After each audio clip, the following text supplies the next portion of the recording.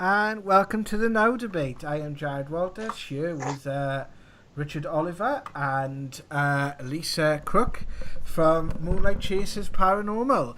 And this, we apologise for the lateness of tonight, but Richard needed builders to rebuild his house for him. I'm sure I'm sure we'll share in some of those stories at some point on this channel. But for tonight, we have Lisa from Moonlight Chases Paranormal. Lisa is volunteered to come on the show as someone who's basically just starting out on her paranormal and psychic journey. And we had the idea through various discussions of her asking us some of the questions of what it's like to start this journey for the first time. And Lisa, how are you today? Yeah, I'm fine, thank you. And Richard, how are you? I'm okay.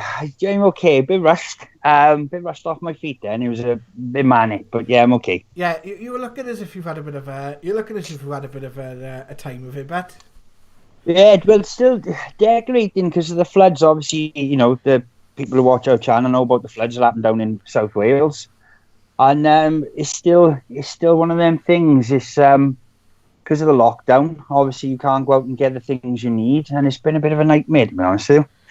Fair enough. So, Lisa, do you want us to give us a little bit of background about yourself, the paranormal group you're a part of, and some of the things that you've done so far? Can I ask? Would that be okay? Yeah, I'm basically part of a paranormal group based mainly in Swindon. Okay. I've been with them for nearly 2 years. Yeah. All my family, my females in my family line, are all sensitives. Oh, right. My nan was the medium. My mum can see and hear her. My auntie, me, and my daughter. It just follows on. I want to improve because it's very random. When I see them, when I hear them, I can't control when it happens or interpret things as well as I could do. So you basically have been having some of these experiences. Is there any experiences you'd like to share with us? Maybe ones you've had with your group, or maybe ones you've had on your own, or things that kind of spark out in your mind then? I mean, with the group, we was investigating a cottage that someone in the group used to clean for. There's 4 of us in the room, 2 sensitives and another 2. And I was sat in the chair and I couldn't lean back. I couldn't figure out why, but I felt very nervous and there was a pressure. And then another person from the group who's also sensitive, see a fella stood behind me, draping his arms over me. Oh. So to me, that was the reason I couldn't lean back. Yeah. But I couldn't actually sense that myself. I could just feel the pressure and that was it. So it'd be nice to actually know what's going on rather than just feel it or sense it. Whether it's a good thing or a bad thing, it would be nice to know more. Okay. Well, I tend to find, for me personally, a lot of the times we experience different things. Don't get me wrong, there are bad things that happen, but a lot of the time, when you're on this journey, it's not so much good or bad, it's how you interpret it or how you look at it. Rich, do you want to come in with something? Well, I know quite a few people who are sensitive, and I've got a couple of I've got a very good mate actually who I started Paranormal Wales with, was sensitive, and when he picked something up, it was incredibly accurate. When it just happened, like you said, Lisa, it just happens. There's no control in it. You can't sort of like use it or summon it. But the stuff he would come up with, as you know, Jar, we did the remote viewing. Yeah. And he said, you know, what he picked up was so accurate. I think it can be harnessed. I think anybody can do this, and I know this from the church because we had people who were coming to the church just through bereavement circumstances, and they ended up being unbelievable mediums, and you know, doing the proper like the church rounds and doing the stage stuff. So I think it can be harnessed. I think it's just because I remember you told me you struggle with meditation as well, I believe, Lisa. Yes, yeah. Was it meditation? It's finding the a time to do it. meditation. Yeah, it is difficult. Better to do it in a circle because you can corroborate what you've experienced with other members of the group, and you can ask them, because sometimes you pick up spirit for people who's in the circle. So it does help a bit being in a circle. But I think, it's just, it's all about the time. And, it's like myself with mediumship, because I haven't used it. I did a case Sunday. And because I haven't used my mediumship as much as I'd like, I felt quite rusty. And but apparently what I give was incredible. But to me, it seemed a bit, I didn't feel like I was connecting as well as I normally do. But yeah, it's just practice. It's just really is practice. It's like a muscle. It's like singing. The more you sing, the sort of better you get at it. It's the same thing. The more you use that ability, the more sharper it becomes. And the more, because I tend to do things like, and I've learned this over the years, if there's a name like Robert, Spirit will show me someone with the name Robert. And if it's like, because I had one, it was Millard, but they showed me a lady that I used to remember lived next door to my nan, and her name was Gillard. So they showed me her just to sort of get me in that relevance of the name. Yeah. So it's so much. This is quite a bit. Spirit will help you. I mean, Spirit will help you if they want you to work and they see you working in the right way. They will take the time to guide you. They're quite good at putting images in my head. If I ask for something specific, if I can't find something, they'll show me where it is. So they're quite specific that way. Voices, I can hear it inside and out loud, like someone speaking to me normally. That's fine, but the inside ones, they have to say it about 6 times before I will actually go, oh yeah, it is them. Only 6? Yeah, about 6. Because I don't know if it's me. You're doing better than me then. Is it me making it up or thinking something, or is it actually them saying it? So they repeat it, and then I go, all right, and now I'll pass it on. Yeah. I always ask for forms of validation. With this sort of work, you're always looking for validation. And you will get to a point where you can trust it, right? You'll get to a point where you'll just be able to know the difference. It's like teaching someone how to, anything new, to be honest with you, any new skill that you have. Once, if you're cooking, for example, and you look at like a recipe, and like for the first couple of times you cook that recipe, you follow it to the letter, and eventually you build confidence with it, and you get to a point where you can work with it, and you get to a point where you will experiment with it, where you gain more confidence, you gain more assuredness with it. I would say with regards to this, where you say about things being random, now I would say you've been sensitive a lot of your life from what I've spoke to you, very little so far, but what I'm sensing around you, and I'd say you've got quite a strong talent, a strong ability. Now you get the comparison I always compare it with is artistry. You get some people that just can draw like brilliantly, and they've always been able to draw really well. They love doing it. They tend to practice it a lot more, but they've got that talent. They're just a little bit of a gift with it. That I believe, because the way I look at spirit is, if you believe in an afterlife, it stands to reason there's a before life. So there are skills and things that you've learnt before you came to this lifetime. And it's a bit like what I say to people, like again, making a recipe or frying a food. I always use frying bacon because I'm partially sighted. Frying was the last thing I learned to do cooking wise, because it was the one I was the most afraid of. Now I can now fry like sausages or bacon, or fry meat, or fry a curry or whatever, but I couldn't tell you the first time I done it. I just now know how to do it. So there's no fear there or nothing. There's no doubt about it, I can give me the ingredients, give me the frying pan, and leave me to my own devices. It might burn it. I didn't say I could cook it well, but I will. But you do learn, and it's people think of this when they learn in this side of life. It's like the traditional learning. So you go to a classroom, you sit down, there's a teacher with a blackboard, and they'll say this, and this. A lot of this type of journey isn't like that. It's the type of learning that you learn going through life.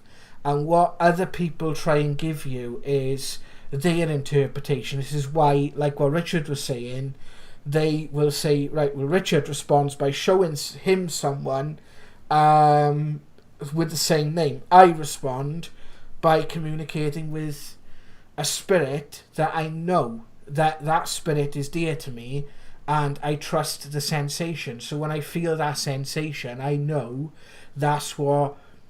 I'm getting it from the right place.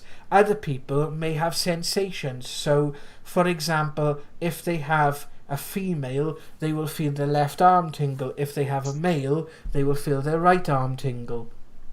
And they will feel... So it depends on how you begin to harness it. So what I would say for you is... The first thing I say is always try and document this. So always try and keep like a little diary. Even if it's just like random little bits of paper, right? I've never constructed a proper diary, but I've always wrote little notes that I've always kind of end up coming back to, because then you start to see patterns. Another thing you can look at doing is obviously start doing things like meditation. Now, if you're finding it hard to meditate, you can do things like walking. So if you go on a walk and do you know when people walk or they drive and they kind of go into that bit of a daydream? That daydream state, it's the same thing. We actually interact with that energy all the time. We just don't realise we're doing it. We just don't realise that's actually what we're doing. So you will probably find that you've actually worked with spirits throughout your life. Because you've got no basis for comparison, because, let's say you got someone in your life who's a staunch skeptic about this type of things. They might work with it, but they will work in a way that's unique to them. But because they don't know what it's like to be you, and you don't know what it's like to be them, it's like it will be different for both of you. So that's kind of the concept you're working with here. Now there's techniques that we can show you, right? And there's techniques that I can talk to you about that after we do tonight's show. If you want to go through some techniques, I'm happy to do that with you and show you a couple of things. But there's techniques that we can talk to you about, right? That you can learn, that will help you to identify what the triggers, what you're seeing, what's happening, right? And the rest of it, it's a case of, as a friend of mine to say, I can give you the language, but it's up to you to write the book. Yeah, I mean, I have been told, I do have a spirit guide, and she's called Margaret. And I don't know any other information other than that. I have heard her in my head, and I've actually heard her when I've been sat here a few months ago behind me sing the nursery rhyme out loud. I had to go and look it up, the nursery rhyme, because I knew it, but I didn't know what it was called. But apart from that, I can't seem to progress any more than that as to communicate with her, as to get any further with her. Right. Well, you can't. You will progress, right? Sometimes you get, like they say, thrown in the deep end, right? And you can have little spurts of things. It's happened, to quite a few of us, where all of a sudden something new will happen, and it can be disorientating, and it's like a new ability will happen. But thinking about progressing kind of puts the brakes on it. If you just kind of go with the flow and just just taking little steps at a time, right? So as little things happen, like Jazz said, take little notes and just jot little things down. But I've seen so many people going, I'm not getting it, and it's nothing happening. I can't do this meditating. I can't. And when I first went to the church, the first time I meditated, I had a right experience, because I don't think it's because I had any preconceived ideas of it. Yeah. I was expecting to just go to my garden, go for a walk, do this, and kind of go through the process of the meditation, which I didn't. I did the complete opposite, did my own thing. And it's just sort of like, it's just taking little steps at a time. It's not a fast-paced thing. It just sort of gradually, they take little baby steps to do. I mean, I was doing it for quite a few years in the church before I sat back and said to Spirit, right, I'm ready. I'm open, I'm prepared, and I'm ready. And I think they chose when I was ready, really, like. Yeah. They will always, if that makes sense. They will always take you step by step. And there's a video I'm going to be doing shortly about this, where they actually said this. My brother, who's my guide, we did a session, an ITC session with him in Richard's house about 1.5 years ago. And we asked a couple of questions, and that's what he said. He said, we got to take you through it step by step. Because what you got to think of, it's holistic. It's mind, body, and spirit. So they've got to think, right, okay, you might be ready in this situation, but in that situation you might not be. So like we discussed before, give an example linking to something we discussed before the show, but like if you get to a point with your gifts, but the job you're working in is the wrong job for you. So what they have to do is, what has to happen is a set of circumstances has to take place to take you from one job or one place where you're working that's occupying your time into another job which will give you more freer time and maybe less stress. So you might find that it's reducing certain things in your life. So you find it's a holistic process. For me, when I did it, when I started, I had a 6 months period where I was activated. I was activated on one day. It was one day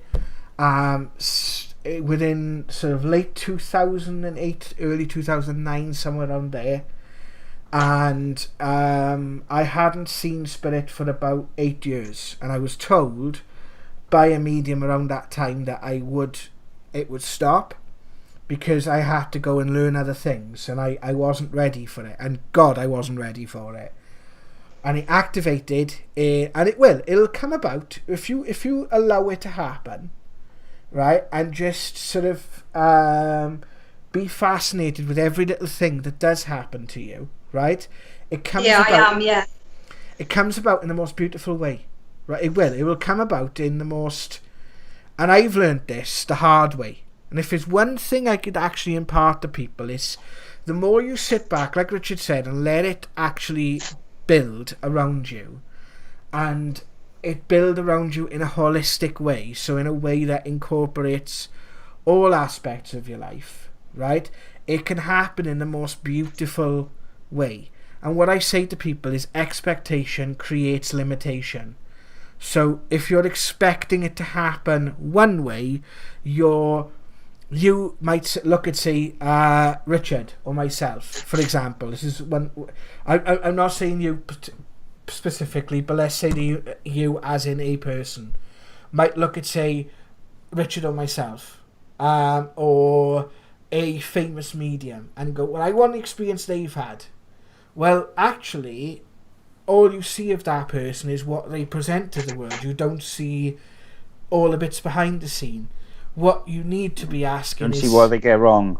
Yeah. What you need to be asking is, I want the experiences that are right for me. I'd like the experiences that are right for me. And that's where you open the conversation with spirit, is you ask for the experiences that are right for you.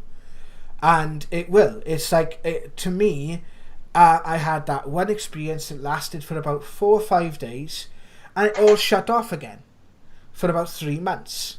Then I had one experience in the March, and it wasn't until about 3 or 4 months later, then it started to come in a lot more. Like what Richard said. But everything else in my life literally collapsed.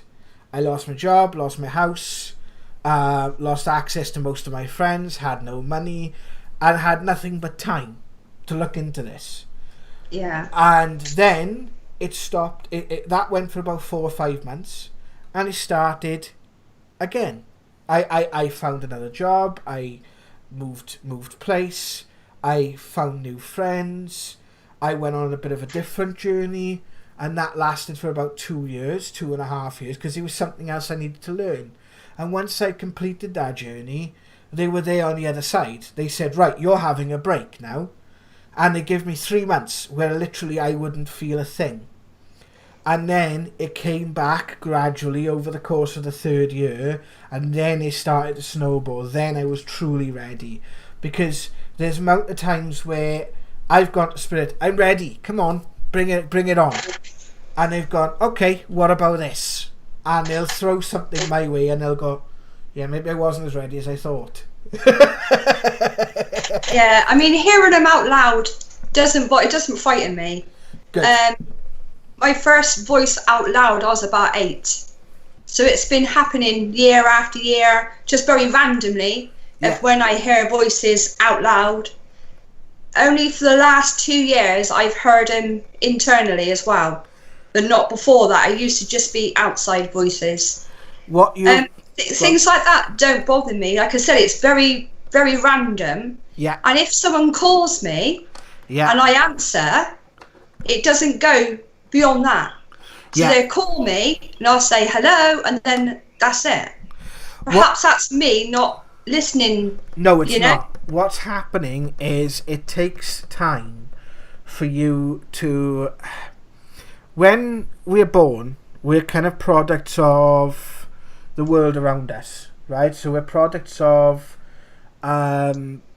society that we live in, our beliefs, how we interact with the world, the friends we grew up with, the family we grew up with, the experiences we had. So it kind of like forms a structure, a belief, right, of who we are.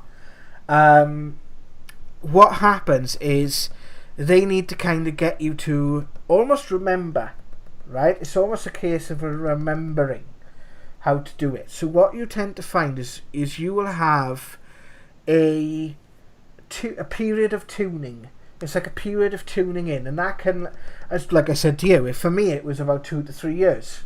So you are probably coming up on the time now where you do actually start this, and you do actually start to move forward with this, right? Because you do actually seem as if you are ready for it, right? Because it does test it. It tests your belief. All those beliefs I've told you about, it'll test every single one of them. And it will. It does, to a point. And that can be a little unnerving. That can be a little frightening. But also, it can be rewarding, because what's left after it, you'll see how you are then, in a sense, given the choice whether you embrace what certain aspects of yourself, or you let go of certain aspects of yourself, and you go, I have a certain belief, and that belief is stopping me, right? Why is that belief there? Well, that's from something that happened 20 years ago. Well, we don't need that anymore, so off it goes. But it's a process of being able to feel it, because when you can feel something, that's how you truly know it. A lot of the time, when you're working with spirit, you do it through feeling. And what you'll find is, a lot of the time, it'll get to a point where it'll be through thought. You'll still hear, you'll still see, But a lot of the conversation will take place through thought, because it's the quickest way. It's the path of least resistance. And when people say about, oh, is it something else or is it just my imagination? What I say to people is there anything on Earth, man-made, that wasn't imagined first? Think of everything that humanity, bad or good, has made in the 4,000 or however many thousand years we've been on the Earth, which is probably a lot longer than we actually think. Is there anything that's actually been derived that wasn't imagined? And you tend to find there are people in our society who might appear a bit mad, okay? But a lot of the time, Einstein was one of them, for example. For a while, Einstein was thought of as being quite mad. But it's the fact that he was able to tune into certain things through the way he progressed through his life. So it's kind of like, it's not a case of you do psychic. It's a case of it incorporates in with your life. And it doesn't it doesn't change your person. It doesn't change who you are. You're still the same person. You're still you. It just enhances the parts of you that are you, if that makes sense. The parts of you that make you who you want to be and helps you on your the best path, if that makes sense. Does that help? Yeah, it does. I said it would just be nice to, I mean, for in the house, I don't have no problem with people popping in and out and walking down the hallway, and that don't bother me. But I only have one rule, and that's not in the bedroom. Right. Because I wouldn't like the thought of someone being there watching me if I'm asleep or anything like that. It doesn't stop them popping around the door and waving, because they do that. Yeah. And again, that doesn't frighten me. A few years ago now, I had someone pop in the door and was waving, but in a shadow form. But I knew that I knew this person.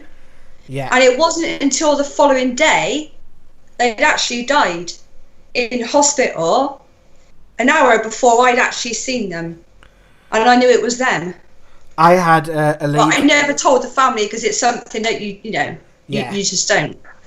I've had that. My own father come and saw me.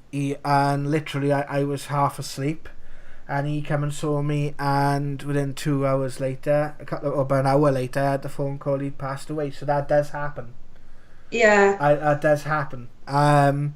What I would say, the one thing is, a lot of activity will take place, if you allow it, when you're drifting off to sleep. So what I would say is, rather than not in the bedroom, not when I'm sleeping. I'm quite a deep sleeper, so I don't think I dream. I probably do, but I don't remember.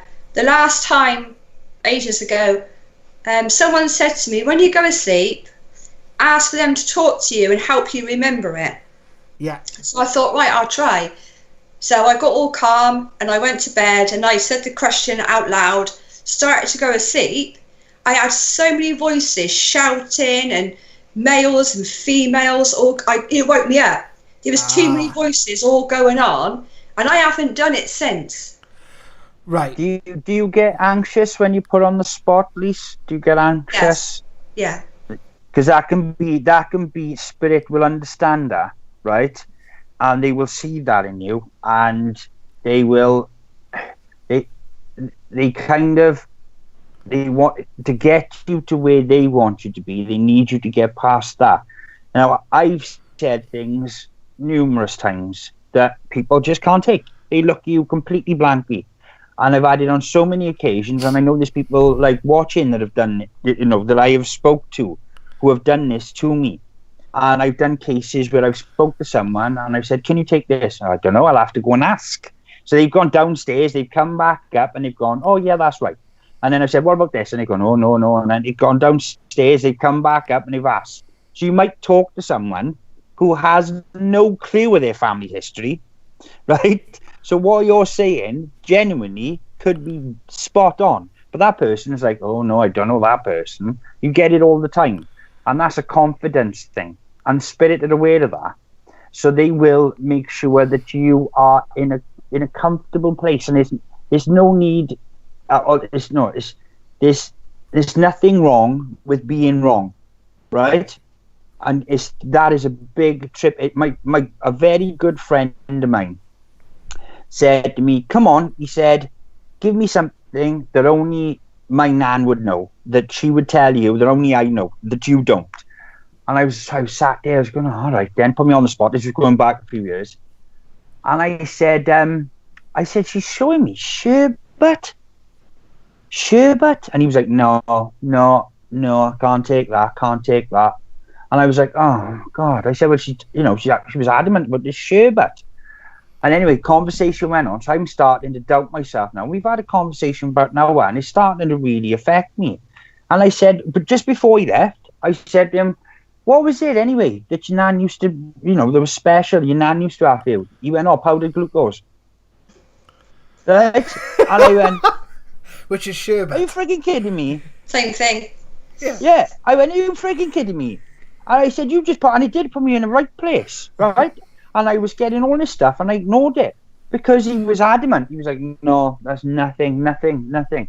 And you're going to get, you get the people in the church where you put out something and like 8 people will put their hand up. Yeah. And you're like, it's happened to me. And I've gone, oh, right, because I had a name, Margaret. And I said, I got a Margaret. 8 people put their hand up. I'm like, right. And I can see my teacher, Gwen, looking at me like to say, oh my God. And I said, right, horses, 8 people still got their hand up. I said, right, this, 8 people still got their hand. I went through about 6 things now, and they all still can take it. And I'm like, are you kidding me? This can't be happening. And anyway, it took me, I'm not joking, for one reading, it must have took me about 30 minutes to whittle it down to 2 people that could take the same reading. And I was like, this can't. It was by design. And Gwen said to me, see people, you get the story pinchers. Right, you get the reading pinchers who just want to read it. Doesn't matter. They don't even know the person. They're just like, yeah, that's me. Right? It's true. Right? You do. You get the people who would. Listen to this. I was doing a case. I hope she's not watching. I was doing a case in Caerphilly, and I was outside.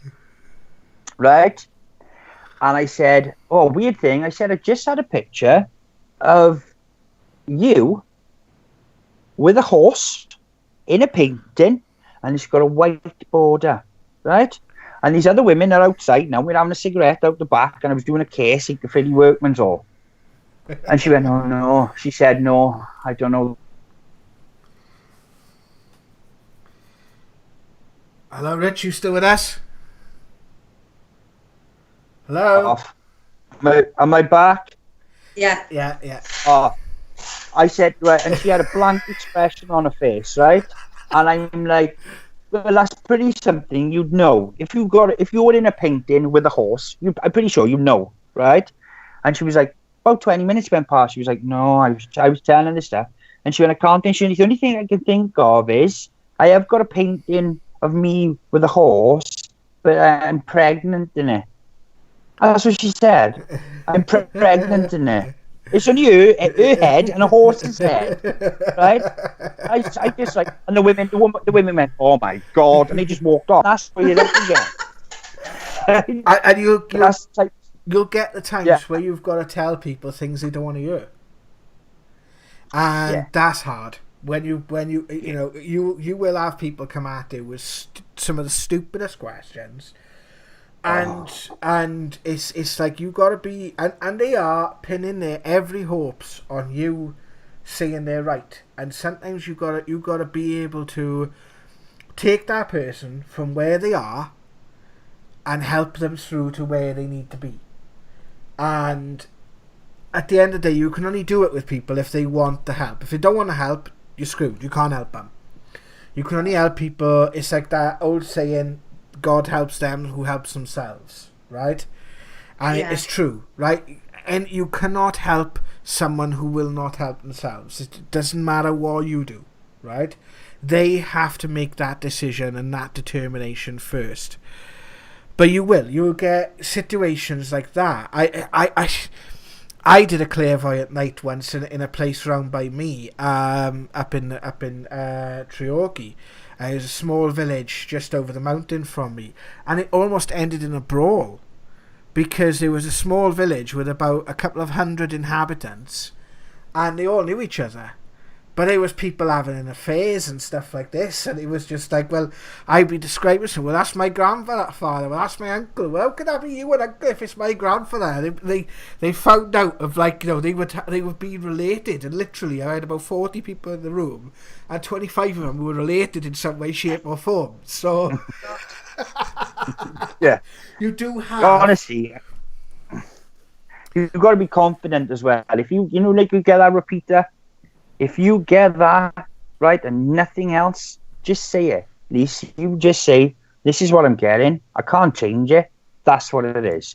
You keep it. This is what I say to people. Hold on to it, because you might find it might pop up at some point. Yeah. And it's being a little bit confident. Yeah, it's being a little bit confident with it. I've had it where people have gone, well, we just done a documentary. We can talk about it now. I forget. We've done a documentary called In Search of the Dead with a lovely, amazing... Don't give too many spoilers away, please. No, I'm not giving spoilers, and it's because it's on Vimeo. And basically, because I was so adamant about what I was picking up, but I didn't change it, I didn't go back on it, I didn't change it, that's what made it go, I need to look into this. You know, and this, was, you know, I was adamant, and I couldn't take it back. Yeah. So it's also emotions. Like when someone steps in, I can feel them.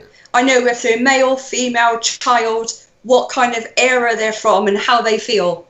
Sometimes they can give it to me. So if they're sad, I'll cry.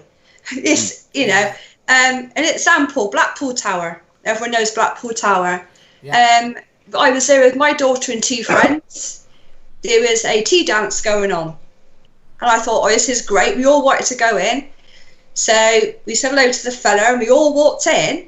And because my daughter's the same as me and her started crying uncontrollably. I mean, it's not tears a lot, uncontrollably crying. Yeah. And it's just like walking into a wall of emotion, and we both went at the same time.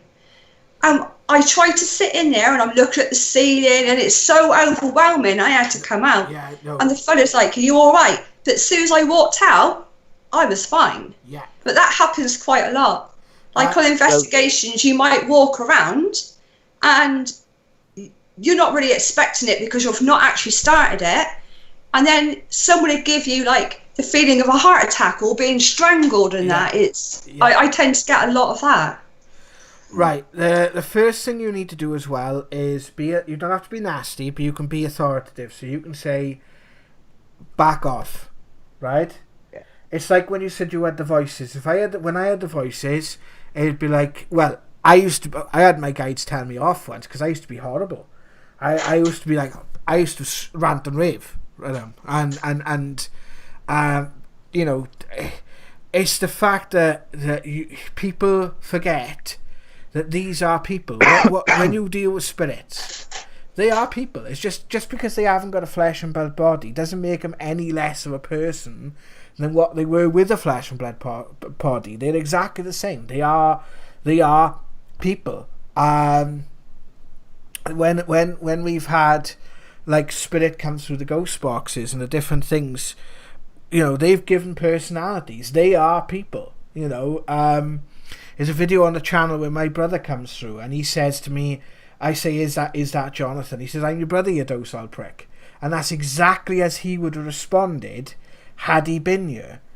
Now, what you're sensing there is that spirit's emotion or the emotion of something that's happened in a place, because everything is everything is energy. So, and this energy of which everything is made up with is like frequencies, like strings on a guitar or radio stations. Like so for example, the physical reality we are in, you could call that Radio 1. Radio 2 would be people's thoughts. Radio 3 could be people's emotions. Radio 4 could be spirit, loved ones. Or maybe Radio 4 is spirit that haven't gone over. Spirit that are kind of in between, and Radio 5 is loved ones, and Radio 6 is guides, and Radio 7 is angels. So it kind of goes up in frequencies like that, right? Yeah. So what you're feeling is what's happened to that person, what that person is. Can I ask, do you feel anything while you're talking to us? Do you sense anything while you're talking? If you don't want to say, it's entirely up to you, but do you sense anything when you're talking to myself or Richard? No, not really. I feel a little bit chilly, but apart from that, I thought I see a flash of light to my left, but when I turned around again, it wasn't there. So it might have could have been anything. You'll see things in your peripheral vision as well. You will see things in things like that, right? What we can go on. Sorry, can I? You said you feel these emotions, Lise. Yeah. So, like, where you're feeling them, right? Follow that sense. So, if you walked into that room and you felt that overwhelming sadness, right? When you're sitting there quietly, think of what that sadness is for, right? Because you will feel it in different parts. So, like, if you all of a sudden and it could be like a fear and sadness. It could be like a loss and a loss sadness, a fear sadness. Like there's different types. And what I think you need to do is follow that path. So if you have a pain in your chest, right, and all of a sudden you get it. Yeah, like Jazz said, you tell them to step back, right? You say, step back, I can feel it, thank you, we'll move back. But follow that sense, and you might, where that pain is or where that feeling is, you might just catch an image of something that belongs to that pain. And that's a good direction to go, is sort of like feel that sense. So if it's like, you don't know why you're just crying, there's a reason why that spirit is that sad. And if you can connect and like empathy, right? Empathy is a big one.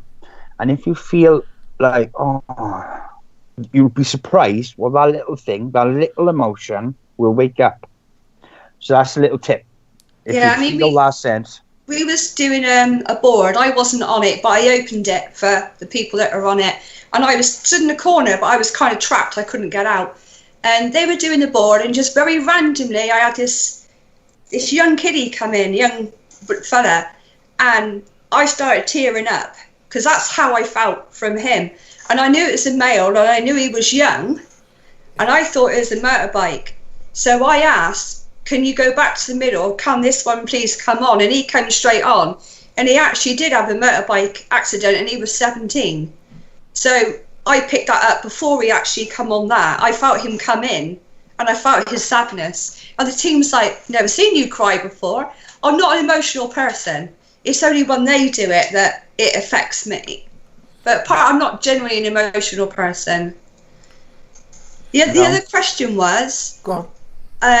I've seen spirits of people that are still alive and awake 3 times through my life. My daughter's also seen my spirit when I'm at home somewhere else. What would that be? This is the one she asked me, Richard. So I'm going to let you feel this one, but because I've kind of answered and I'll jump in, because I've experienced this as well. And I've experienced it, and people around me have experienced it. And it can be like you can have moments where you have an out-of-body experience, right? And they can happen in, like, if you just sort of daydreaming. They can happen whilst asleep. Depending on your state of mind. I'm fully awake and moving around. I'm actually working, and a security guard's gone past, and I thought, she's late, but she's actually on the other side of the building, but I've literally just seen her go past. I've actually moved out the way. Well, there's so much to it. There's the glitches, right, which I personally experienced myself. You can have moments where, like you might understand, as crazy as this sounds, like you might have an out-of-body experience, but you just don't go and visit someone in that moment. You can visit someone in a different time. Yeah. Right? Because time doesn't exist for us the same when we're in spirit. okay? Because there's no, it's like a fourth dimension or a fifth dimension. There's no time and space doesn't act the same as it doesn't on the other side. So you can move to different points in your life. So you might be doing that, say, in 2 weeks' time, and you went back 8 months. I know that sounds as crazy as it sounds, right? But it genuinely, honestly, you'd be surprised at the things that can equate to little things like that. This so I couldn't pinpoint it down to one thing. I would say it's a number of things, and that's just a couple of reasons. We spoke about it, Rich, and we worked out that each time was a time of transition. When Lisa, speaking in the third person, That's right. When Lisa saw, I think one was a partner, one was a friend, and one was a random security guard, and these were at times where she was about to go through a big transition in her life.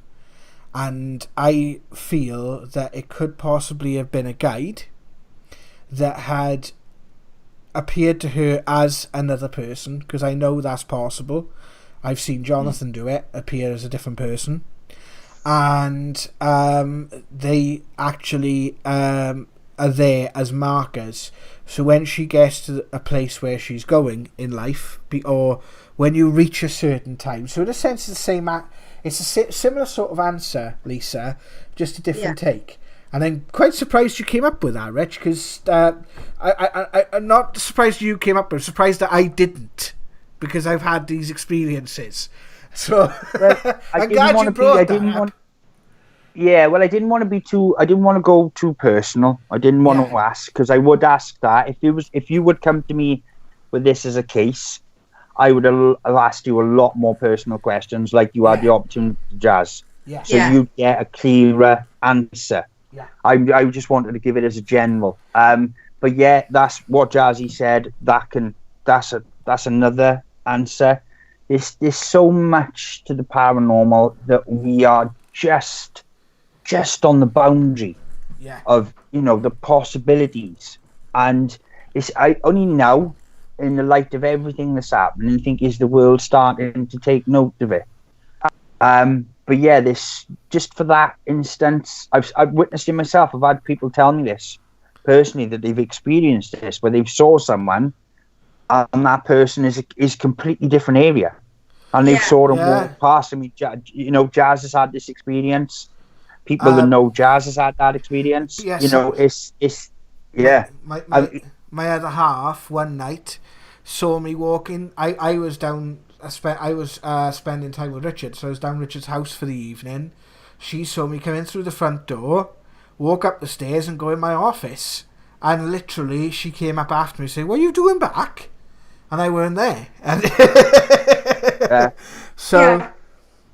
you can have like little echoes, I call them, but there's so many. There's so much to one story, and this is what I found through being a paranormal investigator, that what surprised me, I think, the most was the circumstances behind the paranormal. Yeah. And it's not just like, old Farmer Frank lived in the house and he passed away and now he's haunting it because you're painting the walls pink. That's what everybody kind of thinks it is, but that is completely the opposite of the cases we've done, the ties and the stories, and how they've intertwined from people from different areas, and it's been incredible. It's been incredible. We did a case with a couple of years ago with a lady who had just had a baby, and what was happening is she'd had an interaction with a spirit. I can't remember the interaction totally, but what it turned out was it was the baby, literally, after he'd grown up, had his life and died, had come back in time to help his mother. So it can happen with people we have spiritual ties, we have ties to as well. We have links with those people we're not aware of. So there's so much, and it's not a case of one size fits all. for you personally, what I feel it is there are markers. There is a point in time where you're going to be working more closely with this sort of stuff, okay? Maybe not so much in a paranormal aspect, but definitely in a helping people aspect of your life. And it's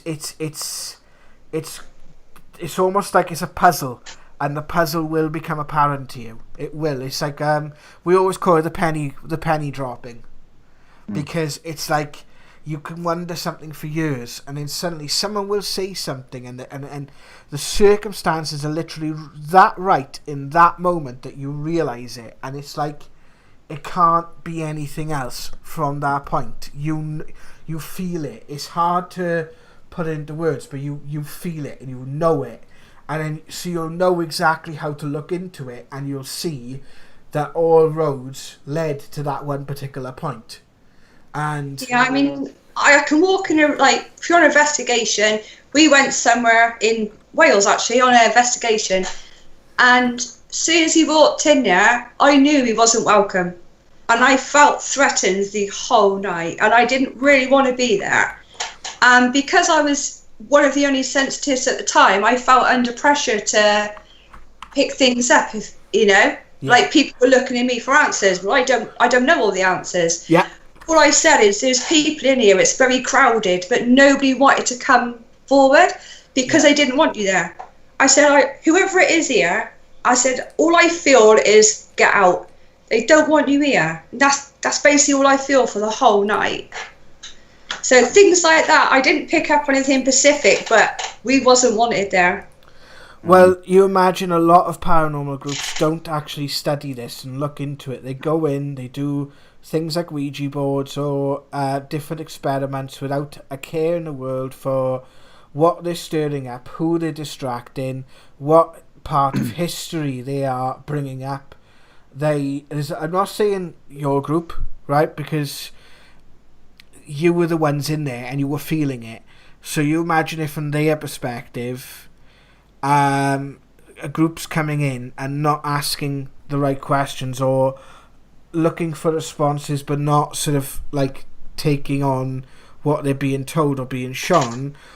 Like the fact that you were even put in that position is telling that actually, what everyone should have done is opened up and asked the questions and see what answers came forward. And it wasn't with my group. I joined another group. Yeah. I tend to join a lot of groups because everyone works different. Yeah. Groups, right? That shows they're the right groups. Yeah. Because we talked about this, you get a lot of groups that are so cliquey, right? And they're so, I gotta be honest, it's a little bit of a pet peeve of mine, right? Because being open to spirit is being open spiritually. So that means everybody it should be a community, right? It should be a joint thing, and it should be open. If you start having them little, look at that, I don't like the way she does it, or that, and you start getting that, you'll be surprised what you attract, right? Yeah. It's happened personally. So if you get to join other groups, that means it's good. That's a good, really good thing, and you get to learn a lot more like that. And sometimes it's from what they don't do or what they don't do wrong, or what And if you I've noticed that. And if I don't say nothing because it's not my business. But it's not your business to change what they do. All you can do is influence what you do. And you could suggest things. If they don't want to hear it, again, it comes back to that thing. You can't help anyone who want to help themselves. But what you can do is learn from that experience and ask yourself afterwards, what does that experience tell me? You've got paranormal groups here now. We're summoning demons on Facebook, which is going to cause no end of shit for a lot of people. So it's a question of... But that's not what it's about, is it? It's that's the total opposite of what it's about, isn't it? Exactly. It's about... It's as much about self-exploration as it is exploration of anything else. Because when you're researching it as a way of doing, we did a couple of, like Richard mentioned about the Workman's Hall. That was part of a series of things we did where we wanted people to experience local history through the paranormal, right? But when you're experiencing history, you're experiencing part of yourself, because you were interacting with people who lived at a different time to you, that lived in different circumstances. That's fine. There's nothing wrong with that. That's great. That you get communication from them, and if you're open to what, you know, they want to say, and, you know, they do something and you go, oh wow, that was amazing. But a lot of people go, oh wow, that was amazing, without, what's the next thing you can do? Without actually giving any credence to the thing that's just happened. Yeah, I've noticed that with a few other. I mean, our group, we're pretty good. We always say thank you, and you know, and we leave it at that. And if they do it again, then that's even better. Yeah. But I have known other people that will just keep on and on and on. You know, they're not performing monkeys. They just keep on. I mean, we're a booking agent in Swindon for a Grade 2 listed building, and we have investigating groups in and public groups in and everything. And we've got to know over the time a few names of the people that are resident there, the spirits that are resident there from World War One and World War Two. I've spoke. There's a 19-year-old called Richard there. He's from World War One, and apparently he thinks I'm sexy, so I'll take that. And he calls me madam. I said to my husband, I'm not worried if he has a heartbeat. It's still a compliment. So every time I'm down there, when I'm chatting to someone, it will come through on their box, madam. And I go, yeah, that's Richard. There so that you do get to know some characters. Yeah. You build up like you build up a friendship. You really do. Yeah, it really happens.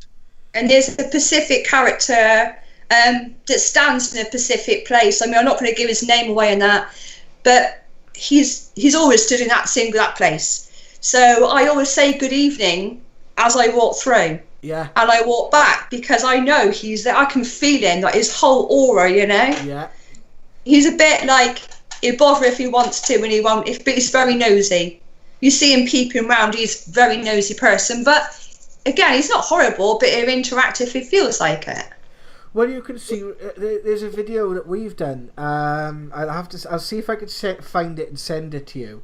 And Richard is giving a reading to a gentleman, and that's in Caerphilly Workman's Hall actually. And he's and the gentleman goes, well, at one point we had the can you? And he was really chuffed about it, you know. So yeah, they will come and say things to you, and it's like we've had it. Remember that one with the grandfather and the seance, Jack? And the granddaughter sat down, and the grandfather was in spirit, and she was with her boyfriend. And she said to her grandfather, we're doing a seance on the table. She said, do you like my new boyfriend? And the we had yes and no on the table, right? And the glass goes all the way over to no, and it's going over slowly. And I'm like this now. I'm thinking, oh god, it's not good on Just as he gets to no, he goes, yes. Her grandfather was a wind-up merchant, and he did it on 3 or 4 occasions, and they were so funny. I had to leave the seance because I was hysterical. And you know, his personality coming through in just that content is amazing. Yeah. So I mean, there is one character they call him, where he calls himself Dr. Death. Not that he's like but he was a doctor in World War One. He was an actual doctor. He calls himself Dr. Death. He won't give us his last name, so therefore we can't look it up to see, like, go back. And other spirits that you chat to, they also won't give you his last name. So he's a mystery to us. He said he's the one, when the soldiers came in, he would know whether to treat them or they wasn't worth saving. So he was the life or death decision. Hence Dr. Death. Yeah, when you said that. He won't give us a name. No, the other spirits, they won't give us his name, point blank. So I don't know what that's about, but that's about maybe it's just mysterious. No, that's about respect. Yeah. Think about it, right? They called him Dr. Death, right? Now, you might look at that tongue-in-cheek, but actually it's from a situation where he would have been in, like you said, where as soon as you said it, I was like, yeah, he was deaf, he was triage. And triage is, you know, you try it, it's like you got people in front of you, and you can save somebody, you can't save all of them. What do you say to the families of the ones that died? Yeah. So that's why it's respect. It's not so much for him, it's for the ones that didn't make it. And that's why he's probably there, is because he wants to, at some point he will pass that message on, and he will talk about that, right? And someone, I hope I'm there. I don't know why, I because he will pass that message on at some point, right? And he will say it from his own mouth, and when he's ready to tell that story, he will. And that's when he'll be ready to move on.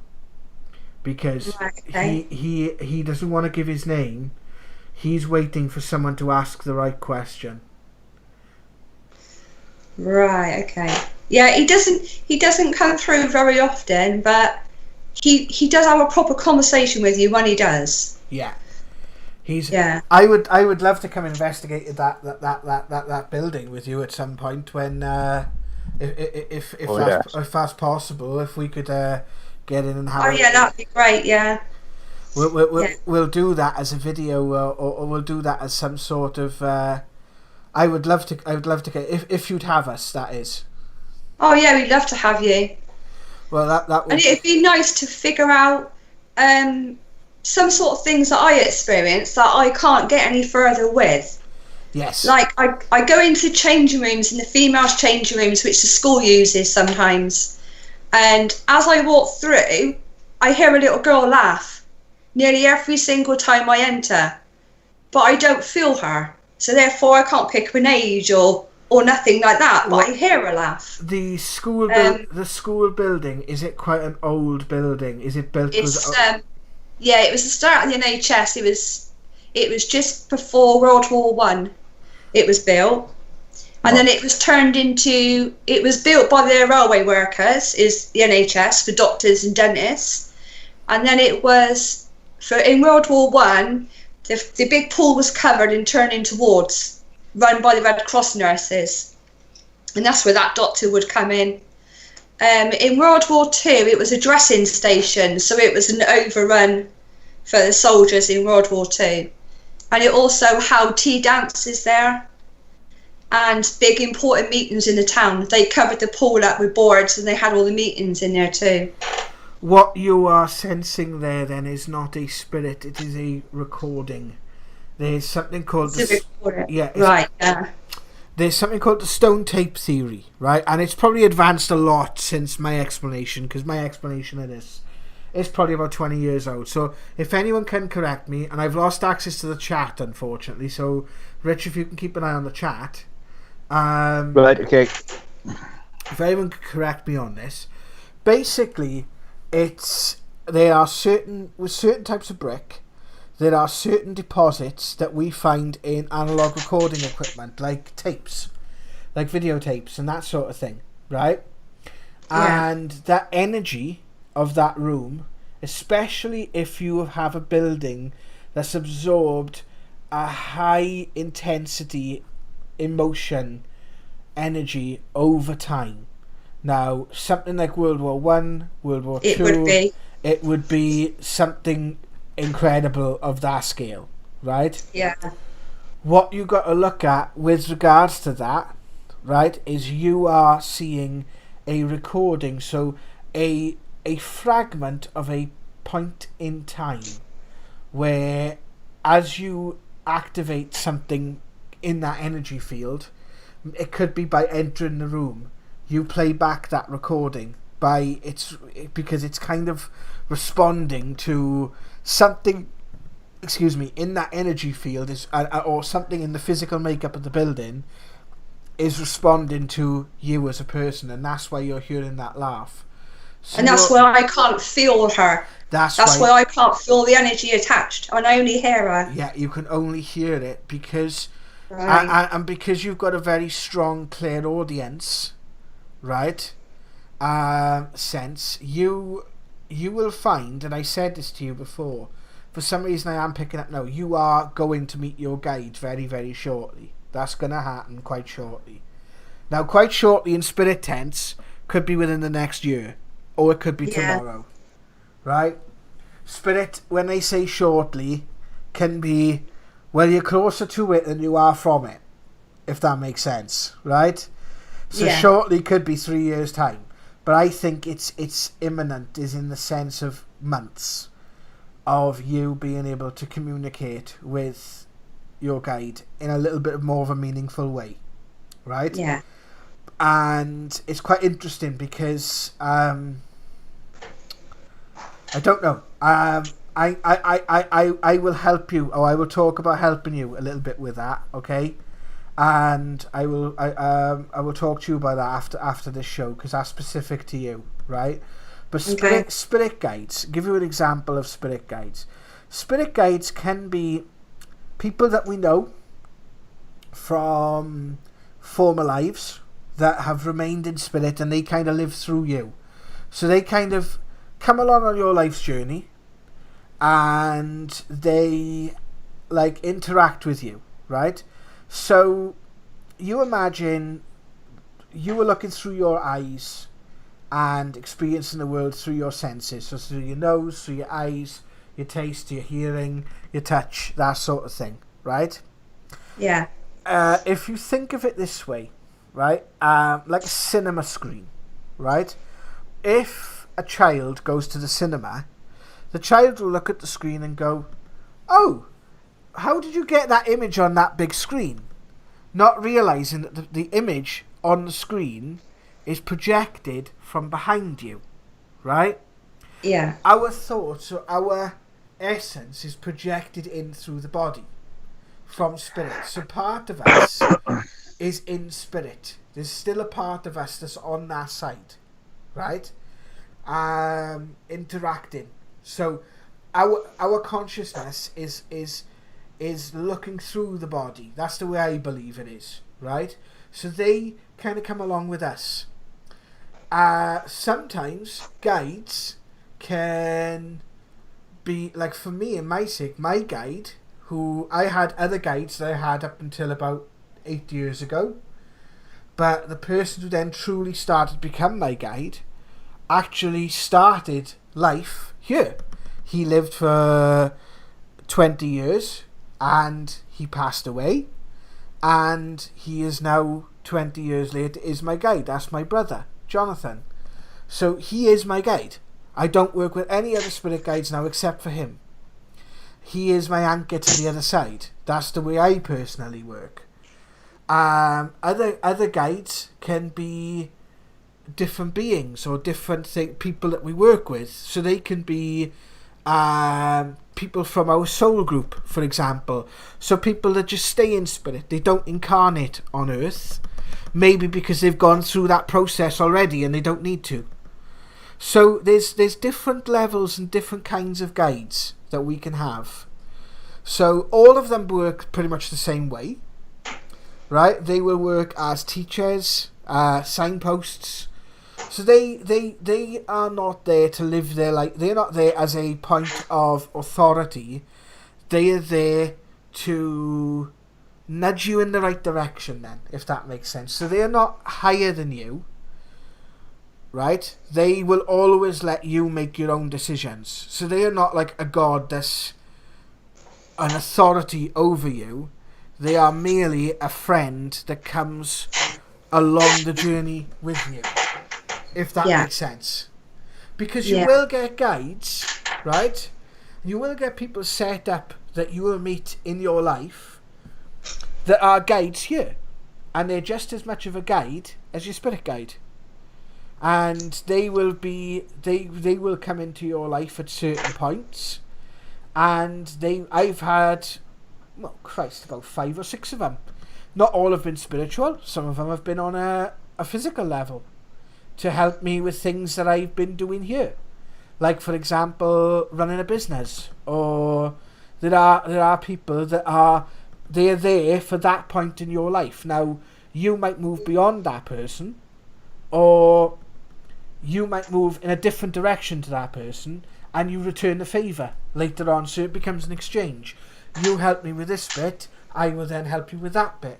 So there's different ways in which spirit guide relationships work, but what people fail to understand a lot of the time is the relationship that you have is exactly the same as any other human relationship you have, period. Do you know what I mean? So it's a very similar sort of progression that you have with that person. They help you, you help them, and that's and that it is a friendship, because by allowing a guide to work with you, you might be helping them in helping them become a better guide. Do you see what I mean? So that's the way it kind of works. So like I said, the only thing I know about mine is she's called Margaret. I've heard her out loud and I've heard her in here. But I would love to know who she is, like what she did for a living, like the person of who she is. I'd love to know that. Go on. You might that's something you might not ever genuinely find out, or she could tell you everything. Right, it's one of them things. I've learned about spirit guides, and I've come across spirit guides. I've never personally had one, except when I started in this road. I had a spirit. Her name was Jen, and she was an angel. And her job was to make sure that nothing got out of hand for me. And that wasn't through my investigative world. That was through my learning world, like through meditation and through the church. Because to tell you the truth, as crazy as this will sound, nobody really wants to go on this journey, the journey we've been through, and especially on spirit, because even things I went through spiritually on that side, they found difficult and they found frightening. But you can, I mean, from what I know of, like sitting in circles and different people telling me about their guides, some are really open with who they were and what their job is and what they do, and then some were quite, they just sort of were there in the background type of thing, and they just sort of like, if they turned up, the person would get a sense of, oh, there's something wrong, pardon me, because they're here. Yeah. And there's different ways of guides working, but like that is something I didn't really or have ever really experienced personally. I was told that I wouldn't have a guide on this. I was actually told that I wouldn't have a guide on this journey because of the journey I was taking. Because I was, and Jazz will back this up. Yeah. We've gone into situations. Unfortunately, we have encountered the very, very dark side of the paranormal. And the very dark side, which is the dark side of life, it's not. It's the like. This is part of life people don't want to talk about. But it's we've been guided that they're the people that need the greatest help if they're entangled in that part of the paranormal. They need the biggest guidance. Just to let you know, Jazzy, I've lost the chat as well. My phone's died, but because it haven't stopped ringing. Oh, mine has as well. So I'm just going to check on screen very quickly if people can still hear us. I want to say hello to. I'm going to bring it up on screen. Hello to Gina. I don't know why I'm getting a response. Sorry, Gina. It's told me to show or hide your comment. I'm going to show it. Hi to Gina. Hi to Adrian. Hi to Ms. Wilt 205 from Alabama. Oh wow, Kent, UK. Just making sure everything is okay with the live thingy. Yeah, excellent. Right, I just what you tend to have for some people with their guide as well, right, is because you can have a team, the people who work with you, and they will appear as a what's the word for them? Where they're called? What was the word for Levi, Rich? The type of spirit he was. Like a watcher. No, there's a word from where certain spirits take a similar. They all take the same form. Archetypal spirit. So they will come as like an archetypal spirit, and they will give you. They will be like an archetype. So they will come through as a.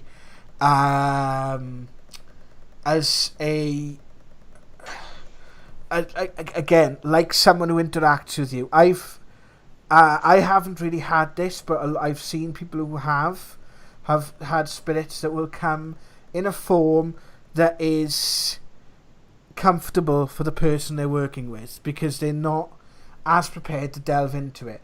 You, I think, Lisa, personally, I think you'll get to know who this lady is. I do. And I think what I'm going to say to you at the moment is I think she's very much a down-to-earth person. Because what I feel is she's someone you may have had past ties with. So I don't know if she's someone that you've had past ties with as Lisa. But she could be someone either as part of the family or part of your spiritual family. And what I mean by spiritual family, whereas we have an earth family, we have a spiritual family. They are groups of souls that some of which we incarnate with, some of which we don't. And they can be quite big groups, they can be quite small groups, and you can have different groups that interact, right? Doesn't change the relationship on earth, doesn't change the relationship in spirit. The relationship you have with that person will always be the same. It will grow and it'll develop, but it will always have that foundation that it's always had. So you will have different groups. There's a couple of books I could recommend to you. The first would be Michael Newton's Journey of Souls. That gives you a good insight into the spirit world and how it works, right? Michael Newton was a hypnotherapist who developed a technique called life between life regression. And he regressed thousands over 20 years before he even released a book. He regressed thousands of people, not to their past lives, but to the bits in between. And he took a scientific approach where he asked what the spirit world was like and what people's experiences were like. So that's a good one to look into. So there's different things that people will experience. With your guide specifically, I feel she's someone that's quite down to earth, that has a connection with you, and I feel the reason why you haven't got that connection just yet is because it's going to happen at a certain point in your life that's coming up, which is going to be a good thing because it's linked to celebration, like I said to you earlier, where it will bring in understanding. And what it's going to do is when she comes in, it'll be a time where different doors in your life are opening, and you will get a sense of where it is.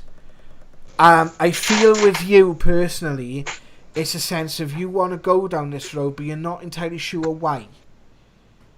At the moment, like why deep down in your soul you actually want to explore it. You just want to explore it. It feels like you've got a bit of a need to understand. Am I right with that? Can I ask? Yeah. Like I said, because I have experienced her since I was 8 and ongoing. Yeah. And no one understands everything about everything. Yeah. And I love to learn. Yeah. So whatever I do in life, it doesn't have to be spiritual. It could be a job, anything like that. I like to do everything to the best of my ability, and I like to learn as I go along. Yeah. Yeah. If you're going to do something, do it properly. That's never half-ass anything. Yeah, absolutely. Yeah. Absolutely. And that's what I feel is going to happen with your guide. And you know, we'll see. Maybe we'll get you back on in a couple of months, or if we do other work together, you know, moving forward, we'll see if that's right. Oh, that'd be good. Yeah. All right. So we'll put it out on the channel now for everyone to see if that, you know, maybe you can come back and tell us when you have met her, because it will happen. I can guarantee you it will happen. You know, and we'll talk about it then. Are there any other questions that you have that you wanted to ask? No, not really. I've covered like the feelings and the hearing and things. Just another question. Because is it a gift I was given because it runs in my family line? It's not random. Like all the females from my great nan past that and onwards, down to me, then my daughter, every generation, the females have got this gift. But am I right? You can give it up if you want the gift. Yeah. You can. You can give it up. It's just a free will choice. It's for anyone to give up, right? Children under 5 usually mostly tend to see spirit, right? Yeah. If they go past 5 and they continue to see spirit, they'll continue to see spirit probably all their lives until if they say they don't want to. It is a free will choice. Like anything, you can say, I don't want this, but it'll take you back, right? You will, and I guarantee this though, you will miss it, right? You will miss that connection. It does skip a generation. It can be like grandmother, you know, well, say mother, then granddaughter. You know, it can skip like it can do that. It can be all the females of a family, and same with males. You have the 7, as you know, the 7 concepts. So there's 7 siblings. The 7th one would be psychic. It's not. I don't think, by any stretch of the imagination, it's ever an accident. Right? I think, obviously, looking at from the other side, time doesn't, like we said, time doesn't exist for them. And they see the person you can become, right? They see your potential, even if you don't reach it.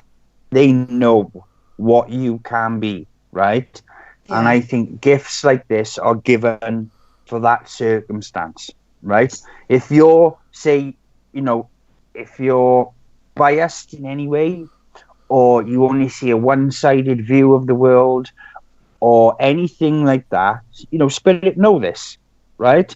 And you're not going to be much help if you're not open to pretty much everything. Right? Yeah, it's mainly my auntie. She's scared of everything. Right. When someone touches her, she freaks out. When she sees someone, she freaks out. She's like, I just don't want him touching me. I don't want him coming to the house. So I'm asking for her, because I do say to her, you have to say, I acknowledge you're here, but can you go? But she's doing that, but it's coming back all the time. She's having a bath, and there's pressure on her neck, touching, and her hair is moving. She doesn't like it. And I don't know how to help. When we talk about it, it comes, I can feel him come in. But then he goes again. And I know it's a male, but that's all I know. Right. Well, it can be. The problem is with the paranormal, once you have one experience, everything becomes paranormal.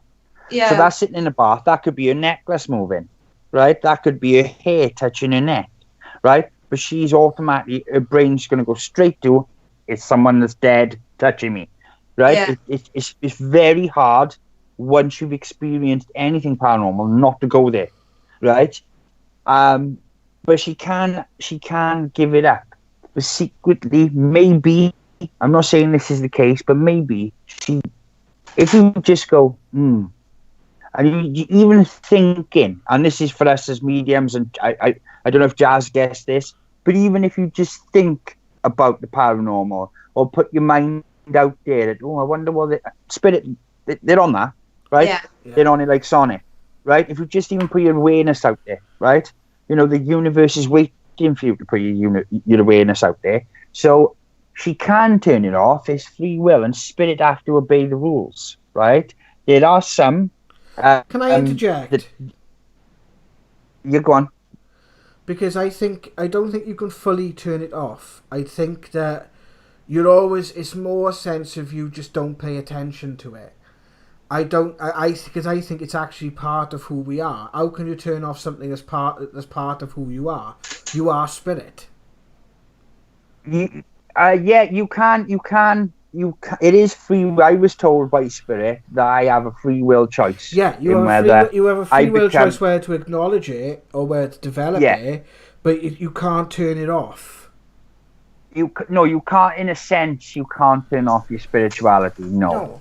And why? Because that's the reason why. Because you're going off down a road there, and I'm sorry if I interjected. It's just because I was struggling with that from an understanding point of view, right? Yeah. Because there's a difference between, because there can sometimes be a reason why that's happening to you. Because Which I was getting to. right, go on then. Sorry. Yeah. No, it's okay. If, like I said, Spirit understand the person you are, right? So if they see a chance or an opportunity, did you say it was your auntie? Yeah, she's a very nervous person. Yeah, right. They do understand fear, right? So that's why it's sort of like it'll be quick in and out, right? But they sometimes so desperately want to connect and want to be acknowledged and want to be felt and understood and maybe even get a message across. They supersedes the rules, and they will come to us, see, because they see her energy differently, right? And I can imagine her energy is something you want to sort of go towards. Do you know what I mean? And she's actually quite strong. She's stronger than she thinks she is. Yeah, I was the same. I went through it, and I can understand what she's going through because I was terrified. You know, I was absolutely, no joking aside now, I was absolutely petrified of the paranormal at one point in my life because the stuff that would happen to me, I didn't understand it. I couldn't look past it, and it just seemed like everything was out to scare the wits out of me. It was only until I understood, I called it a curse. It was always a curse, and it was only until I learned how to develop it and turn it on and off and have my time and different things like that it became a gift. So I understand, but your mediumistic side and things like that, actual spirit come into you. You can, if you ask Spirit wholeheartedly and say, "Listen, I can't deal with it. I don't want it in my life. Can you please stop it?" It can stop. But your spirituality, that's not something you can turn off. No, you can't. You can't turn off the sensitivity to it. But what you can do, if you're an empath, yeah, you can't turn off being an empath, right? That is as crazy as that sounds. Like you can't turn that off. Yeah, it's like saying you can. It's like saying you can turn your eyesight off. Yeah. It's like saying you can turn your eyesight off. It's not. I hate the word when people say, "Oh, you've got a gift," because it's not a gift. It's a birthright. It's something that we've all got. Are you okay, Reg? Yeah. It's not a gift. It's a birthright. It's something that we all have. It's part of who we are. Just it's what we choose to acknowledge about it. And as Richard said, a lot of the time people turn it off because of fear. But in order to progress, you at some point have to face that fear and overcome it, because that's part of the progression process, and that goes for anything in life. Anything in life that you have to face, because what you'll find is that fear is that small fear is part of a larger fear, and what you might find is once you look at the larger fear, you can. Once you understand where that fear is coming from, then you can work with it. It's like I've been doing videos lately, and it's only now I've started to really speak my truth and speak my mind, and not be afraid of it. And I'm contradicting myself sometimes, and it's because it's a process, and Spirit understand that it is a process, and what your auntie's probably going to need more than to turn it off is to find a different way past it, because the way they're trying isn't working. Because you can't, to turn it off, again, it was a bit like when you start to say, now you've explained it, I understand now, Rich, but when you started to say, he was like, oh, you can turn it off. I'm like, well, how can it's like, how can I turn my sense of smell off? How can I turn my sense of taste off, my sense of touch? I can't. Whatever happens, I'm going to see, unless I wear a blindfold or tape my nose up or something, you know, I'm going to see, hear, feel, or sense things. It's an incredibly big deal to turn that ability off. You imagine if that ability in the future is something that saves your life. Yeah. Right? And Spirit know this, right? So it's an incredibly big deal. It's not something you just go, I don't fancy it anymore. I just sit there and it's gone. You know, it's not something that happens like that. I didn't, you know, I don't mean it in that sense. I mean, you've got to think, and Spirit needs you to know that you have to think about it. Yeah. You know, but her fear is something that is probably, is even if it's not paranormal, is creating fear in her. If she's that scared, you know, that's something you need. You know, you could talk to her about.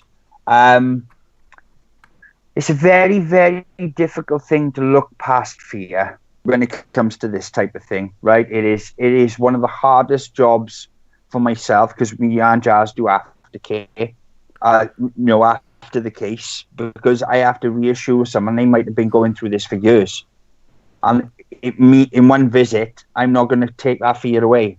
Yeah. You know, it can take months and months of reassurance and little steps and little, you know, it's all right. It's nothing. It's just normal, you know, because to our world, there is a normal paranormal, as mad as that sounds. Yeah. And there's a great big paranormal. You know, this that. Oh, that's just normal. I say it to people all the time, and I think, why did they say that? You know, somebody says I keep having this and that. It's just that's just normal. You know, you're sensitive. You have to learn to expect it. It's like children. I don't teach the children how to be mediums. I teach the parents how to deal with a medium in the family. Yeah. You know, it's them that they've got to do the most learning. The child will grow into themselves. They've got to do, their world's been changed. It's the parents. You know, I spend most work with them. And it's the other thing Spirit will look at is the timeline, right? So what you've got to think of, this is the way Jonathan explains it to me. You imagine a river, and the river starts as a brook up in the mountains, right? And it winds and it goes and it travels down and eventually gets to the ocean, right? And along that river there's different stops. So each stop is a lifetime, right? And if I take a video game, have you ever played any video games before? Yeah, right. With my son, yeah. Right, well, if you get a video game and you take that disc out of the drive, right, everything you can possibly experience in that game, right, is all happening at once on that disc, right? It's all it's only until you put the game in the drive and you have an interface, like a screen, something you can see, speakers, something you can hear, a controller, something you can touch. It's only when you have the interface that you actually start going through the game. Now, there are most of the game, if you say you have a game like an open world game then, where you can, you know, do different missions at different points, right? Yeah. You will have most of the game you can explore and do as you will. But there are going to be some points, some fixed points, where in order for you to complete what you're here for, right, or to have the best opportunity at completing what you're here for, because it's not a given that you'll do it, right? It's a 98% chance that you will do it, because you always got to have that choice.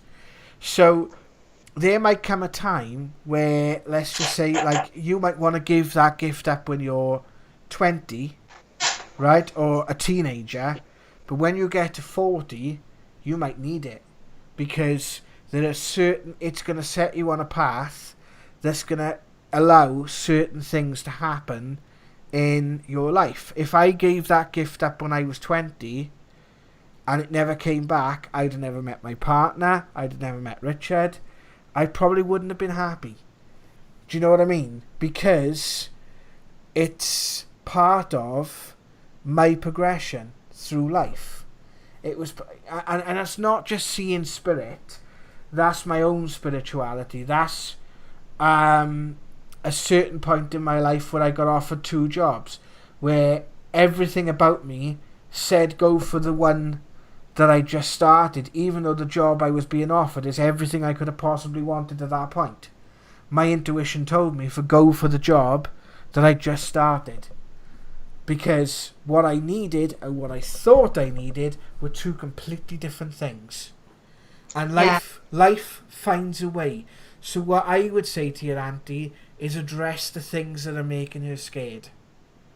And unfortunately, whether or not she wants to do that is her choice.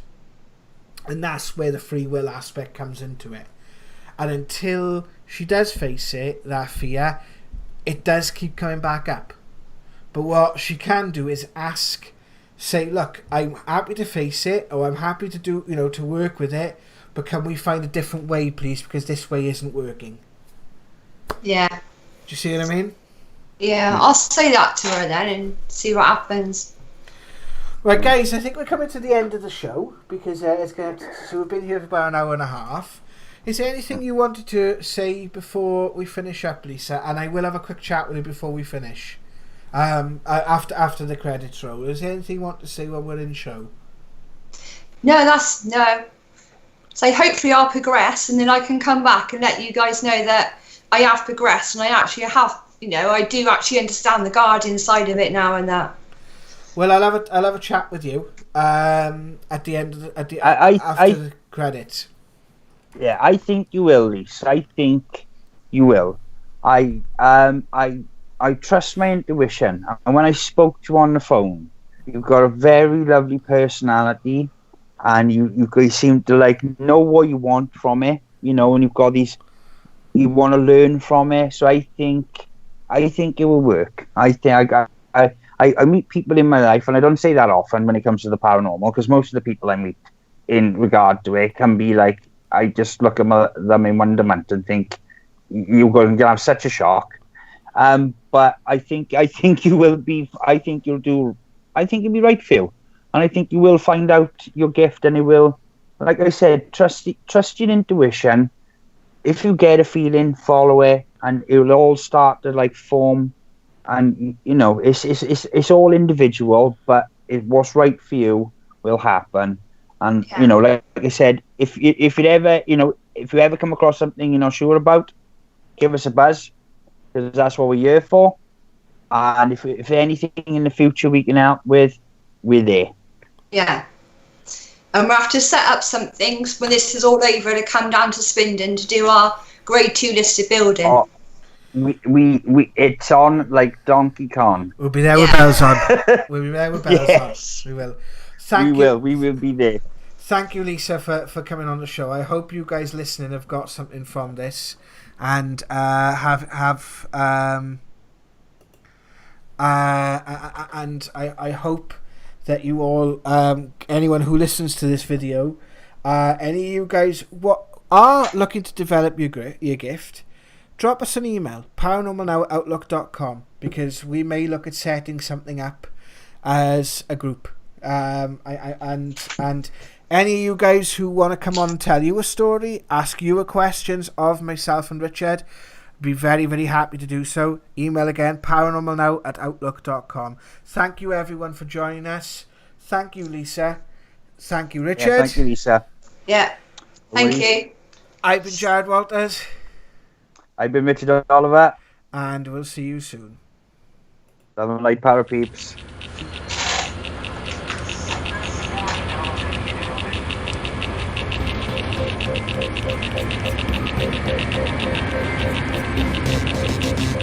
What?